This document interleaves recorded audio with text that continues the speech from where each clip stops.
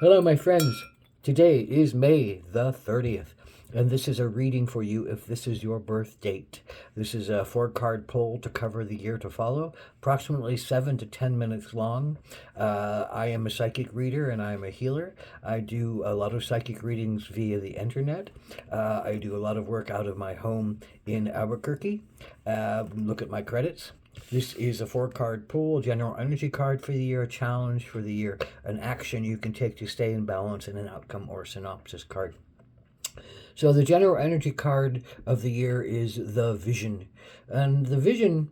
There's a thought that everybody comes in with a sacred mission in this life. Whatever it is that's your authentic direction and sacred push and need to use your will towards something that is inspiring and connected and able to be manifest. Now, the vision is often one that doesn't speak in necessarily direct terms. It can be very mythical. It can be very synchronous. It can be little fleeting images, but once you have a strong indication of your vision to go toward it and to go forward with it, you have an energy about you that is magical, that is open, that is charismatic in many levels, because people feel that energy of you and your connection to your spirit. And if you don't have it, we often feel apathetic, or we feel run down, or we feel irritated and disgusted and distracted, and we don't know why we're doing what we're doing when it holds no oomph for us anymore. Even if it once did, often it once did, and now we recognize what am I supposed to be doing? And that's the question. What am I supposed to be doing this year? Here is the particular challenge: Nine of Pentacles. You've worked hard at creating something. You're almost to the finish line. You're almost have your harvest, whatever that means. You should recognize, or you could recognize with gratitude and patience, with gratitude, how hard you have worked, what you've had to learn, what you've had to do to get where you are, and yet gratitude seems to be, it's there, but it's not. You don't really fully feel connected to what you're doing. I think this is about, you're not hearing your mission, you're not feeling your mission, you're not really working toward your mission.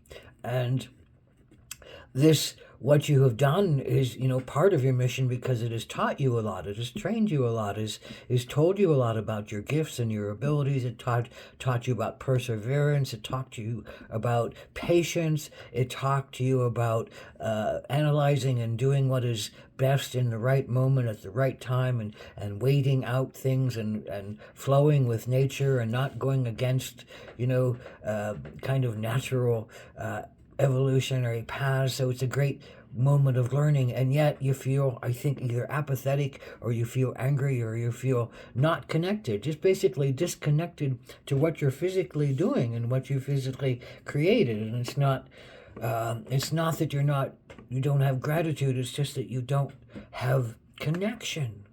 And there's a whole different energy about that. So what is the vision? Where is your vision? Do you remember from your childhood what you like to do? Can you go back there? What are the things that you've loved to do in your life that you put aside because you had to work, or you had to, build something else that needed to be done first so you could learn your lessons? Well, your action to take is frog.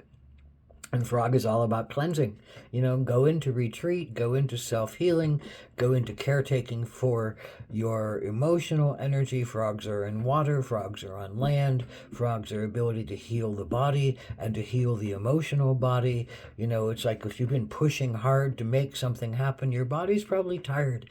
If you've been negating your own wants because you needed to get your harvest in, your body's probably tired, and your soul's probably kind of like, wow, I need some nurturance, I need some sustenance, I need some caretaking, I need some self-love, I need some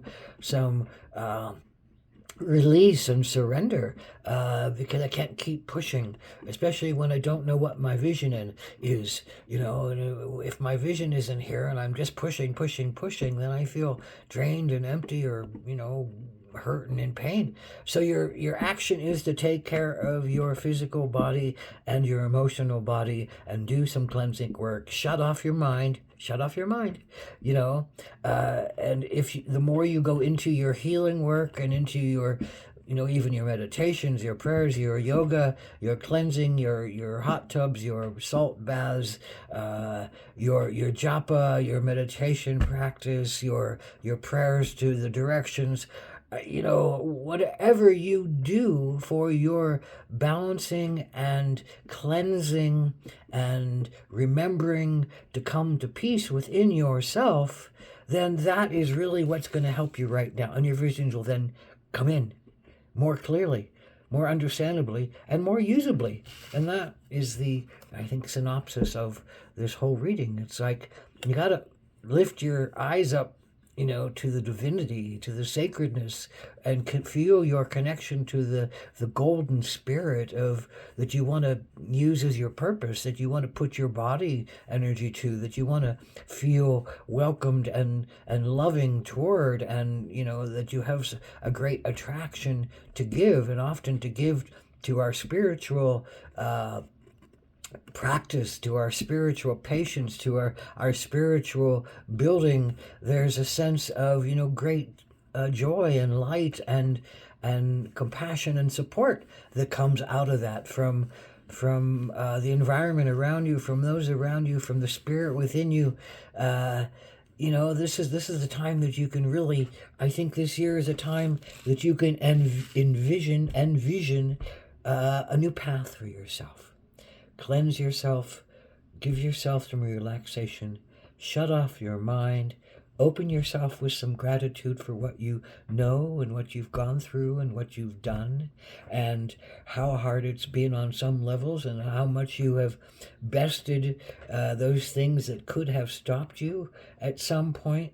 And, in that place of gratitude, in that place of calming and release, in that place of finding ease and remembering to, surrender your body and let your body relax a little bit, does your vision come of where you're going to go next and what you're going to do and how you can follow that wonderful, elusive, sacred fire, passion, energy of connection that is your soul's unique and authentic drive in this world.